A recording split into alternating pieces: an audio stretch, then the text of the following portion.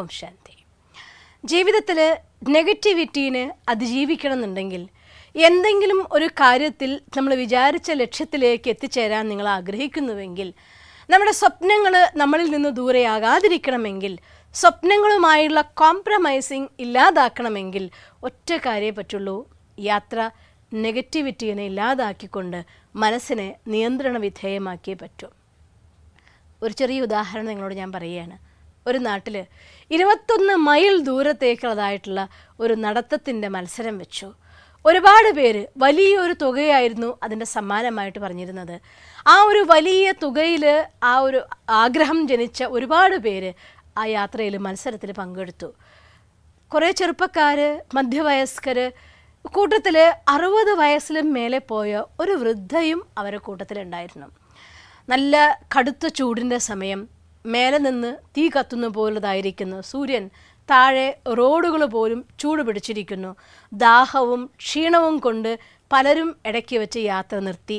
ആളുകൾ പറയാൻ തുടങ്ങി, ഇങ്ങനെ ഒരു ക്ലൈമറ്റിൽ ഇങ്ങനെ ഒരു മത്സരം വെച്ചവൻ എന്ത് തന്നെയാണെങ്കിലും ആളുകളെ പരിഹസിക്കാൻ ചെയ്തതാണ്. ഇതൊന്നും ഒരാളെ കൊണ്ടും നേടാനാവില്ല. അല്ലെങ്കിൽ ഈ ആൾക്കാരെയൊക്കെ കൊല്ലാൻ വേണ്ടി ചതിച്ചുണ്ടാക്കിയ പ്ലാനാണോ എന്ന് പോലും പലരും വിചാരിക്കാൻ തുടങ്ങി. പലരും ഇടയ്ക്ക് വെച്ച് തലകറങ്ങി വീണു.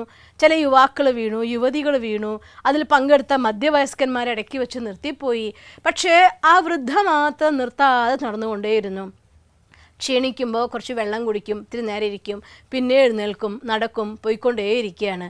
എല്ലാവരും പറഞ്ഞു, ഈ വൃദ്ധ പൈസയ്ക്ക് വേണ്ടതായിട്ടുള്ള കൊതിയിലുള്ളിൽ അവസാനം സ്വന്തം പ്രാണൻ വെടിയും എന്നാണ് തോന്നുന്നത് എന്ന് പറഞ്ഞു. എല്ലാവരും പല ഭാഗത്തുനിന്ന് പല കമൻസ് വന്നുകൊണ്ടിരുന്നു.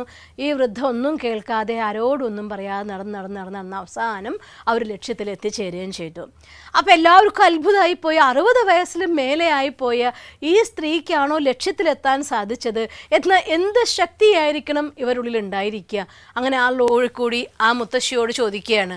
ആദ്യം ചോദിക്കുമ്പോൾ ആ മുത്തശ്ശി ചോദിക്കുക, എന്താ ചോദിച്ചേ? ഒന്നുകൂടെ അപ്പം അടുത്ത കുട്ടി പറയും. അപ്പോഴും ചോദിക്കുക, എന്താ ചോദിച്ചേ? അപ്പോൾ അയാൾ കുറച്ച് ഉറക്കെ പറയും കാര്യം. അപ്പം പറയാം, അതോ ഞാൻ അങ്ങ് നടന്നു. അപ്പോൾ ഇത്രയും പേരൊക്കെ നിങ്ങളെ നിരുത്സാഹപ്പെടുത്തിയില്ലേ, എന്നിട്ടും എങ്ങനെയാണ് നടന്നേ ചോദിക്കുക. അപ്പോൾ പറയും, ഞാൻ ഒന്നും കേട്ടിട്ടില്ലല്ലോ. കാരണം ആ സ്ത്രീക്ക് കേൾവി കുറവായിരുന്നു. അതുകൊണ്ട് ജീവിതത്തിൽ സ്വന്താക്കേണ്ട ഒരു പാതയുണ്ട്, ഒരു സീക്രട്ട് ഉണ്ട്. നെഗറ്റീവായിട്ട് നിങ്ങൾക്ക് കമൻറ്റ് തരാൻ ലോകത്ത് 100 കണക്കിന് ആളുകളെ കിട്ടും. അവരൊക്കെ പറയുമ്പോൾ ചെവി പൊട്ടിയായിക്കോളൂ, കേൾക്കാത്തവരായിട്ട് മുന്നോട്ട് പോയിക്കൊണ്ടേയിരിക്കൂ. അതിന് വേണമെന്നുണ്ടെങ്കിൽ സ്വന്തം മനസ്സിനെ കൺട്രോൾ ചെയ്യാൻ സാധിക്കണം. അതിന് ആദ്യം ആവശ്യം നമുക്ക് അഭ്യാസമാണ്. അല്പസമയം നമ്മൾ ഏകാന്തമായിരുന്നു കൊണ്ട് ആദ്യം മെഡിറ്റേഷൻ അഥവാ ഏകാഗ്രതയിലിരുന്ന് അഭ്യസിക്കാൻ തുടങ്ങുമ്പോൾ ഒറ്റ ദിവസം കൊണ്ട് ധ്യാനത്തിൻ്റെ അനുഭൂതിയുടെ ഹൈറ്റ്സിലെത്തണം.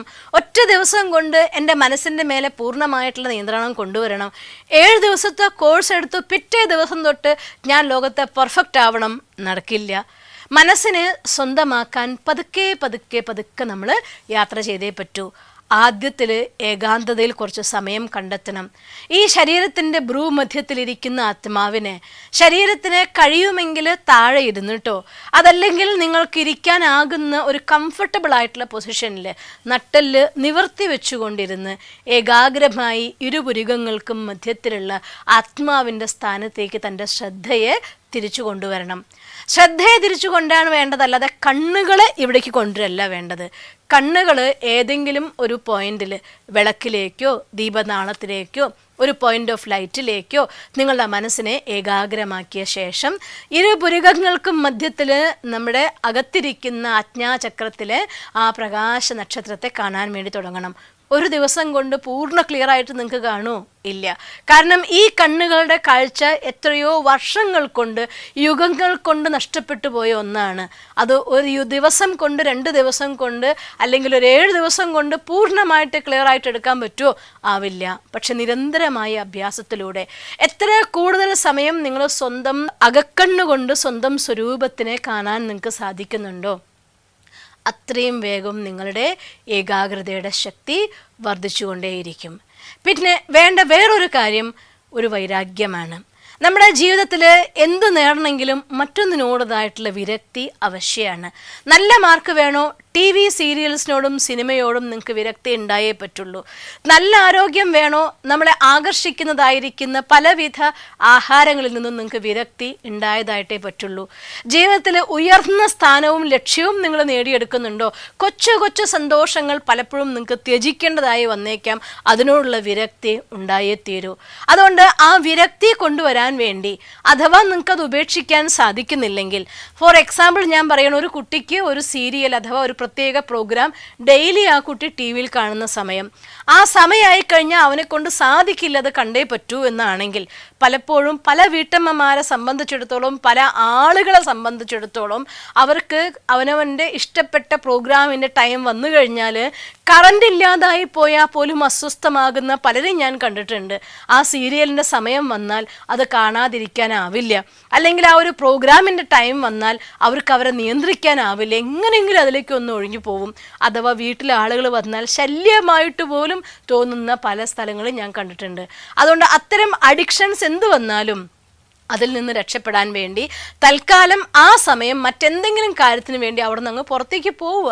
ഇനി 8:30 പ്രോഗ്രാം എങ്കിൽ നിങ്ങളെ പാട്ട് കേൾക്കാനോ അല്ലെങ്കിൽ വേറെ ആ സമയത്തേക്ക് വേണ്ടി എന്തെങ്കിലും കാര്യങ്ങളിലേക്ക് നിങ്ങൾ എൻഗേജ് ചെയ്യുക. പലപ്പോഴും മദ്യപാനത്തിനടിമയായിട്ടുള്ള പല ആളുകളും ബ്രഹ്മകുമാരി സെൻറ്റർ വരുമ്പോൾ രക്ഷപ്പെടാറുണ്ട്.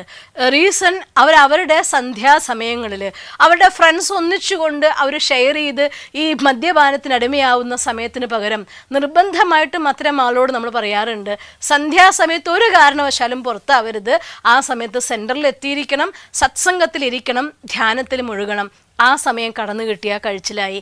കുറച്ച് നാൾ കഴിയുമ്പോൾ പതുക്കെ പതുക്കെ പതുക്കെ ആ ഒരു സംഘത്തിൻ്റെ പ്രഭാവം മാറി ഈശ്വരീയ സംഘത്തിൻ്റെയും ഈശ്വരീയ കുടുംബത്തിൻ്റെയും സംഘം അവർ രുചി ഉണർത്താൻ തുടങ്ങുമ്പോൾ ആ ഒരു ലഹരിയിൽ നിന്ന് മറ്റൊരു സ്പെഷ്യൽ ലഹരിയിലേക്ക് അഥവാ ശ്രേഷ്ഠമായ ലഹരിയിലേക്ക് അവനവനെ മാറ്റാനും ആ വിരക്തി ഉണ്ടാക്കിയെടുക്കാനും നമുക്ക് സാധിക്കും.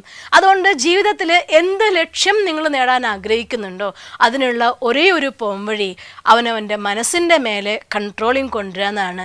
അതിന് സ്ഥൂലവും സൂക്ഷ്മവുമായിട്ടുള്ള രീതിയിലുള്ള അഭ്യാസവും വിരക്തിയും കൊണ്ട് നമുക്ക് നേടിയെടുക്കാവുന്നതേ ഉള്ളൂ. ആ സമയത്ത് മുന്നോട്ട് പോകുമ്പോൾ ഒരുപാട് വിമർശനങ്ങൾ നിങ്ങൾക്ക് കേൾക്കേണ്ടി വന്നേക്കാം.